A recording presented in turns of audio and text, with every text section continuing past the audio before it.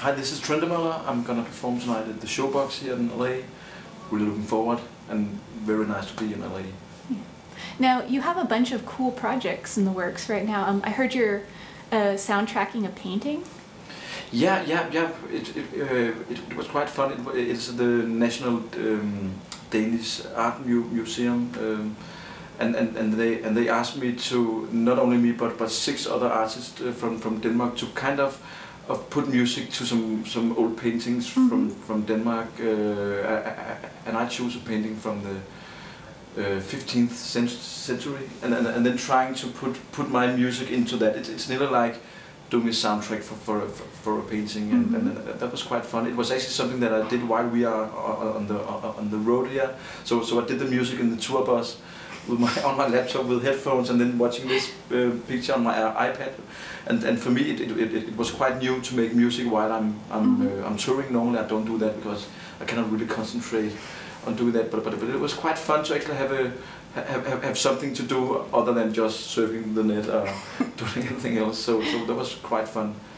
So what does the painting look like? Can you describe it? It is actually this kind of angel that is fighting Satan. It's very dramatic, and the humans, they are falling down from the skies, and it's very epic, and really looks kind of frightening in a way. But it suited me very well to have this.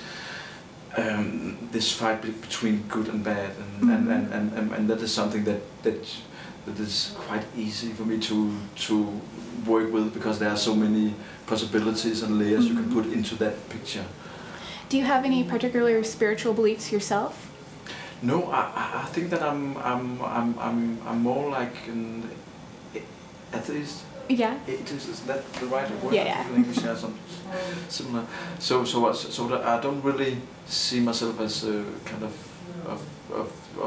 sticking to one specific belief.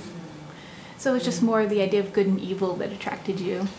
Yeah, and also because it was not so clear if the good or the bad would win. So that open thing was also something that kind of really talked to me. Seems like you play a lot with that in your own music, that sort of dark sound meeting the ethereal sounds. Yeah, but those clashes, not only between the more beautiful and the more evil and dark stuff, but also sound-wise, working with very electronic, clinical sounds, cold sounds in a way, and putting them together with very warm, organic, dusty sounds. I'm trying to work with cold and warm and black and white, and always I'm always trying to put in more layers in the music that you maybe don't hear the first time that you're hearing the track, or maybe the 4th or 5th time, that suddenly you can kind of hear small other melodies or stories told underneath. I really like that. So with this painting project, when does it premiere? I think it's actually gonna premiere in November the 26th, and there will be like an application for iPhone also, where you can see the paintings and the music. So yeah. Have you? Is that something you'd consider doing, going into scoring films, or getting more involved in that?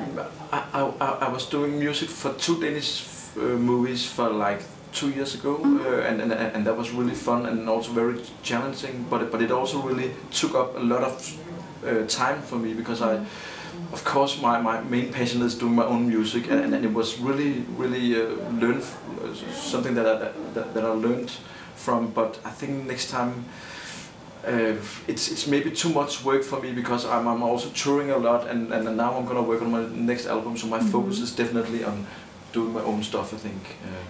Do you draw inspiration from films when you go in to do your own music? Yeah, definitely. Of course, I'm a big fan of David Lynch. I've said that many times, and also, but also I'm a big Woody Allen fan, and I really use a lot of my spare time to watch movies and documentaries and short films and stuff, and sometimes you can use inspiration or atmospheres and vibes from those films in my music. but it's not something that I, you know, directly is inspired by. Yeah. It's more like a feeling. Sometimes you can use that, but I'm inspired by a lot of different things, not only Yeah. that.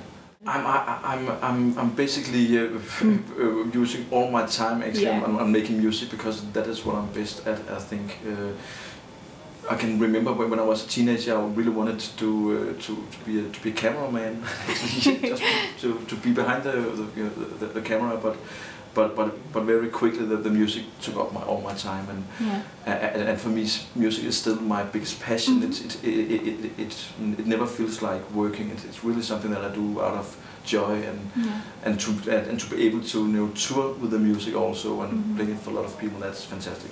When you were a teenager, you know, playing around with the idea of being a cameraman, when did you start to realize that you could make a career in music?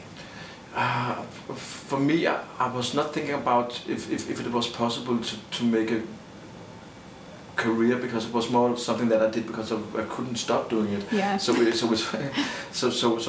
was not thinking in being a pro musician or something like that. But since I was 3 or 4 years old, I can remember that I always listened to music and played to the music in the radio. I did my own drum kits out of pots and pans and drove my parents crazy, I think, and also played piano to whatever was in the you know, radio. Yeah. And that was how I learned playing music. I've never attended any music schools. Oh, really? And so it's just self-taught. Pretty much just by playing along with the radio, and then when I was a teenager I started playing in bands and stuff like that. So that background in playing instruments, I definitely could use that when I do my own music now, and also playing live, of course. How did your parents react when you sort of evolved from the kid playing the pots and pans to a musician? They actually gave me a drum set when I was 10 or 12 years old, and that was pretty cool, I think, because they had their bedroom just next to my room, and I just started it early Sunday morning, I think, playing drums. But somehow they thought it was okay. So you know, they were pretty supportive. But in the beginning, not in the beginning, for a long time, like 15 years, I wasn't earning any money of doing music, and I think in the end they thought maybe that was not the right way to go. But then luckily, I suddenly things started to happening. Yeah. And yeah. And so now you've got this remix project out, which is pretty cool. How do you choose your remixers? Yeah. For me, it's you know, making remixes is always fun, because you have the you know, chance to work with people that you really admire, and this new thing, my new album is called Remix Reword, and it's basically as you said, people that are remixing me, and me remixing people that I really admire and respect. So the people that I picked out for remixing me was mainly people that I listened to, you know, names like Mode Selector and Uncle, and with those artists we did this kind of remix swap, that I did a remix for them, they asked me for a remix, and then I remixed them back.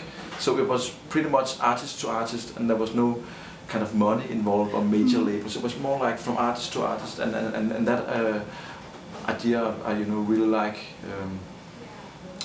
And then Mary Fisker, she's singing with me live, and she also is singing on my album. She did her own version of one of the songs from the album, and Coco Sumner did a cover version of some of my songs. So it's also people that has kind of it's both remixes, but also people that has done their own versions of my songs, kind of cover versions of my songs. That's pretty cool. Yeah. Has there been any remix or cover that's kind of taken you by surprise, or they've taken it in a completely different route? Yeah.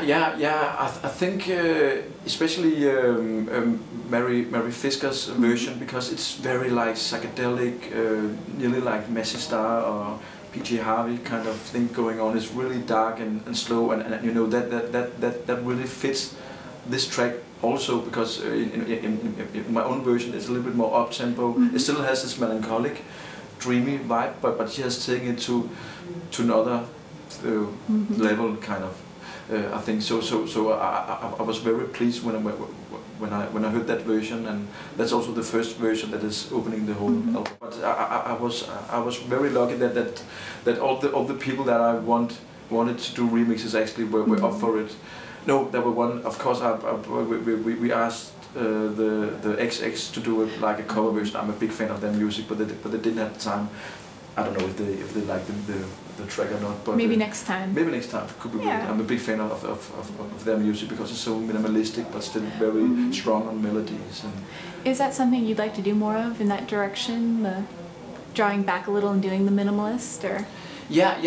Definitely for my next album, I was actually thinking about putting up some rules for myself. So it's more like trying to keep it more simple, because my latest album is very big and dramatic sounding, kind of a very epic sound, and that was cool because that was what I wanted back then. But for my next album, it could be fun to say, for example, that I can only use 8 or 10 tracks per song, and really trying to keep it simple and only use the most important stuff, and really kind of kill your darlings, you know, and really just cut all off that is not really necessary in the track. But still, I would like to have the many layers that are often in my music, but try to do it in a more stripped down way.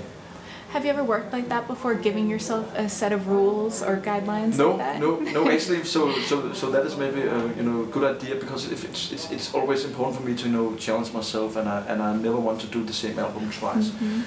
That's also why my first album sounds different compared to my latest album and stuff.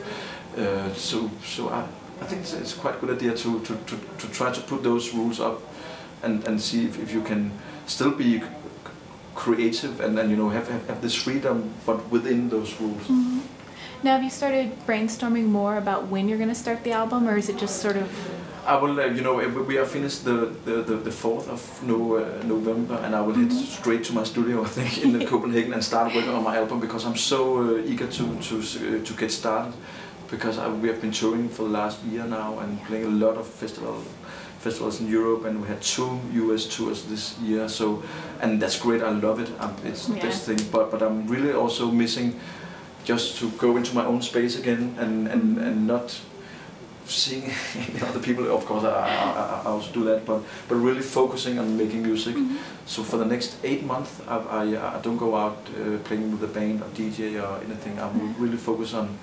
Is that difficult for you when you're in your studio to not go out or to get other gigs, or? No, because for me it's actually my biggest passion lies in writing music. I really love playing it live, but the most creative part is definitely for me writing it and producing it, and I really love, even if it can be quite hard sometimes, because you're not always satisfied what you come up with, and even if I don't feel any pressure on making music, because I don't feel that, but of course I wanted it to be good, not just good but great, and that can take time sometimes, and sometimes you end up having way too many tracks, and you have to throw away all the tracks that are maybe okay, good, but not really doing it. So that is a big amount of work time that needs 8 or 10 or 1 month, 1 year, sorry, not 8 years, 8 or 10 months or 1 year. Sorry. Yeah, when you look back at the kid playing pans, or the teenager with the camera in his hand becoming a musician, is there any piece of advice you wish you could give yourself, or a little hint as to what your future might hold? I think what I learned later is really to kind of trust on your stomach feel in a way, and when really, because especially now for mine, there's a lot of people that have ideas about what I should do with my career and stuff, and you should do this and now, blah, blah, and what is trendy, and this new sound, you should check that out, and it's really important that you always just feel if it feels right, and not letting let other people decide for you. It's really important always to have this artistic freedom, and then I don't care. Really, I don't care if I only sell 5 albums. It is not why I'm doing music. It is definitely for my own pleasure. And then it's great if you can go out and play the music for people. That's a great thing. But I would still do music if it was only me listening to it. Yeah. I think so. Yeah.